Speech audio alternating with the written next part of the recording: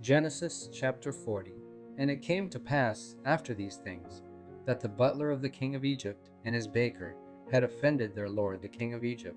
And Pharaoh was wroth against two of his officers, against the chief of the butlers, and against the chief of the bakers.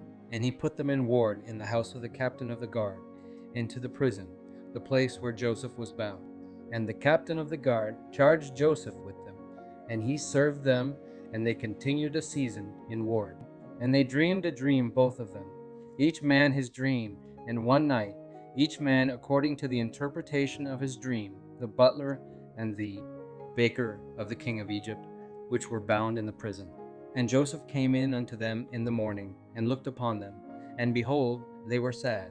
And he asked Pharaoh's officers that were with him in the ward of his lord's house, saying, Wherefore look ye so sadly today? And they said unto him, We have dreamed a dream, and there is no interpreter of it. And Joseph said unto them, Do not interpretations belong to God?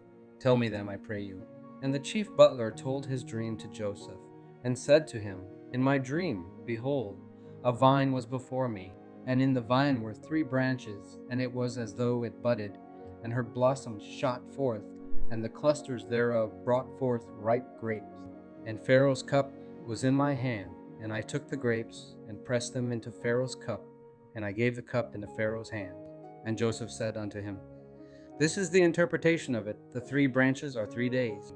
Yet within 3 days shall Pharaoh lift up thine head, and restore thee unto thy place, and thou shalt deliver Pharaoh's cup into his hand, after the former manner, when thou wast his butler. But think on me when it shall be well with thee, and shew kindness, I pray thee, unto me, and make mention of me unto Pharaoh, and bring me out of this house. For indeed I was stolen away out of the land of the Hebrews, and here also have I done nothing that they should put me into the dungeon.